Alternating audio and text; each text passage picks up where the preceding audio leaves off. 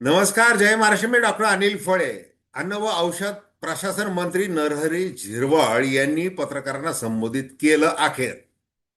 आणि ते करत असताना त्यांच्या बाजूला खुर्ची टाकून बसले होते आमदार हिरामन खोसकर.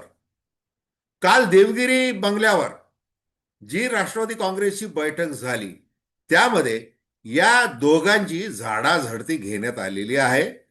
आणि त्यांनी आता पत्रकारांना सामोरं जावं आणि योग्य काय ते खुलासा करावा असं सांगण्यात आलं होतं.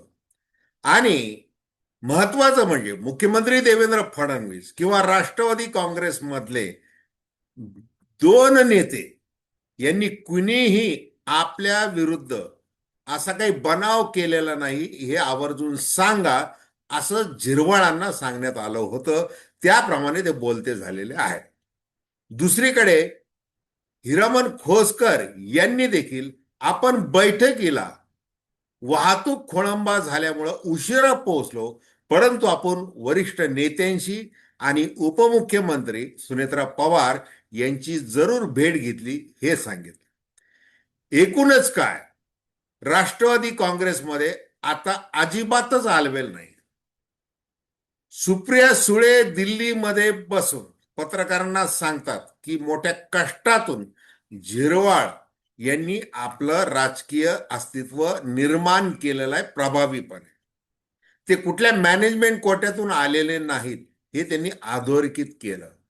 म्हणजे बघा, दोन राष्ट्रवादींमधले म्हणजे खरं तर सुनील तटकरे, प्रफुल्ल पटेल यांनी झिरवाळ यांची पाठराखण करायला पाहिजे होती. तसं झालेलं नाही. ते अवाक्षरही बोललेले नाही.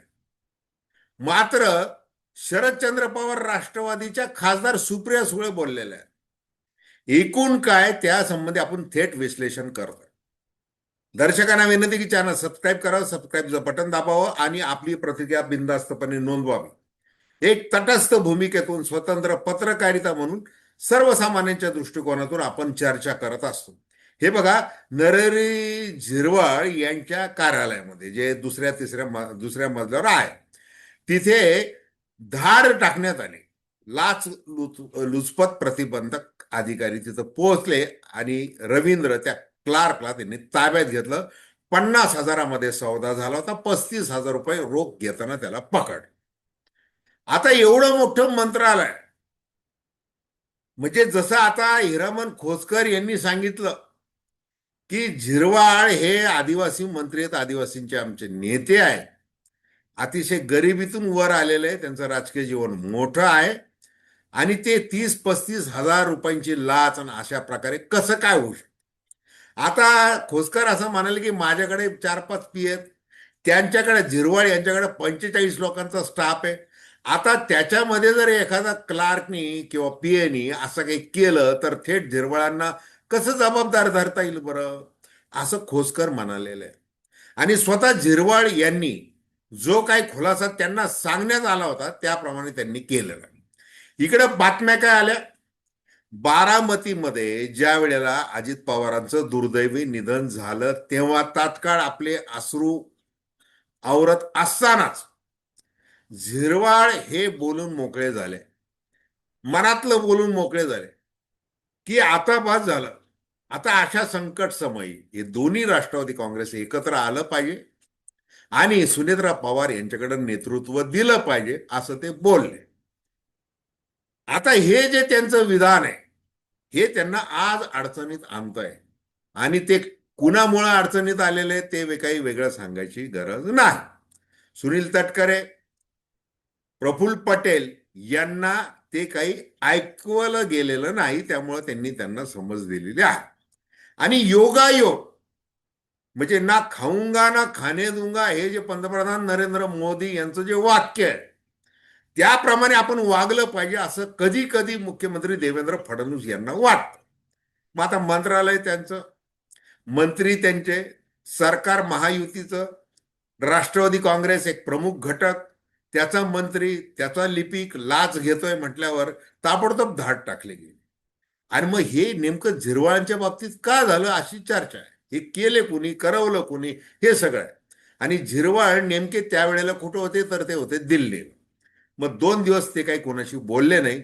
मात्र त्यांनी आधी पसंत केलं, ते आधी आपल्या पक्षाच्या नेत्यांना बैठकीमध्ये ते आले, ते बोलले आणि नंतर आज ते प्रसारमाध्यमांशी बोललेले.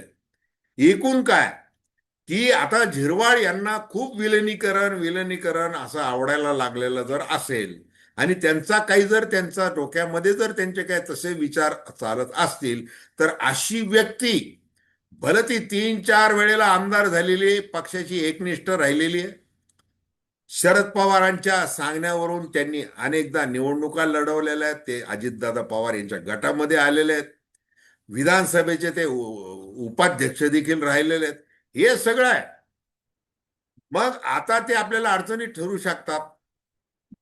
त्यामुळं त्यांना जरा बाहेरचा रस्ता दाखवला पाहिजे, कारण की आपलं जे काही चाललेलं आहे त्याच्यामध्ये अडथळा ठरू शकतो. तसं आता आमदार हिरामन घोसकर, इगतपुरी त्र्यंबकेश्वरचे आमदार, त्यांनी जाहीरपणे वक्तव्य केलं की 35 आमदारांना असं वाटतंय की विलिनीकरण झालं पाहिजे. आणि ज्या वेळेला सुनेत्रा पवार यांची विधिमंडळ पक्ष नेतेपदी निवड करण्यात येत होती, त्यावेळेला आमदारांनी बोलून दाखवलेलं आहे, असं त्यांनी जाहीरपणे वक्तव्य केलं. आणि नुसतं जाता जाता सहज बोलून गेले असं नाही, त्यांनी अनेक चॅनलला तशा मुलाखती दिल्या, अनेक चॅनलवर त्या मुलाखती प्रसारित झाल्या. आणि काल ज्या वेळेला बैठक होती, सगळ्या आमदारांना आमंत्रित करण्यात आलं होतं. मग नाशिक, त्र्यंबकेश्वर, तिथं जे कुंभमेळ्याच्या सगळ्या बैठका वगैरे त्या सगळ्या झाल्या आणि त्या आटोपून ते मुंबईच्या दिशेने निघाले. आणि असं ते सांगतात की वाहतूक खोळंबलेली होती, त्यामुळं यायला मला उशीर झाला. आणि मग मी मात्र तटकरे आणि पटेल आणि सुनेत्रा पवार यांना भेटलो आणि मी काय निर्णय झाला ते जाणून घेतलं. प्रत्यक्षात काय झालेलं आहे, आमदारांना बजावण्यात आलेलं आहे, हिरामन खोसकर यांना झाप झाप झापलेलं आहे. तुम्हाला कुणी सांगितलं बोलायचं? आणि तुम्हाला जे बोलायचं असेल तर तुम्ही 1-to-1 आमदारांनी येऊन बोलावं किंवा पक्षाच्या बैठकीमध्ये बोलावं. थेट प्रसार माध्यमांशी विलिनीकरण वगैरे असं तुम्ही का बोलताय, असं त्यांना झापण्यात आलेलं आहे. एकूण काय आहे सगळं, की आता वर्षभर तरी तुम्ही विलिनीकरण वगैरे असं काही नाव काढायचं नाही, कुणी कुणी प्रसार माध्यमांशी बोलायचं नाही. हा संदेश थेट कृतीतून सुनील तटकरे, प्रफुल्ल पटेल यांनी दिलेला आहे, हे लक्षात घ्या. त्यामुळं आता याच्यानंतर जसं आता शरदचंद्र पवार राष्ट्रवादी काँग्रेसचे अध्यक्ष, प्रदेशाचे अध्यक्ष शशिकांत शिंदे यांनी पक्षाच्या वतीने सांगितलेले की आता आम्हाला काही विलिनीकरण वगैरे हा काही गोष्ट बोलायची नाही. मग तसं जाहीर न करता विलिनीकरण विलिनीकरण आता किती दिवस ती चर्चा करणार, असं छगन भुजबळ त्यांच्या स्टाईलमध्ये म्हटलेलं आहे. म्हणजे एकूण हे विलिनीकरण नको आहे. आणि आम्ही काय करू, आम्ही भारतीय जनता पार्टीमध्ये बरोबर सत्तेमध्ये आहोत, त्यामुळं ते जे शीर्षस्थ नेतृत्व दिल्लीचं, मुंबईचं, जसं आम्हाला सांगतील त्याप्रमाणे आम्ही विधानं करत राहू. आणि कसंही करून शरदचंद्र पवार राष्ट्रवादी काँग्रेसमध्ये किंवा त्या काँग्रेसचं अजित पवार राष्ट्रवादी काँग्रेसमध्ये विलिनीकरण होऊ देणार नाही, असं त्यांनी आवर्जून सांगितलेलं दिसतंय. तर धन्यवाद. हा व्हिडिओ आपल्याला आवडला असेल अवश्य शेअर करा, सबस्क्राईब करा आणि आपली प्रतिक्रिया बिनधास्तपणे नोंदवा. धन्यवाद.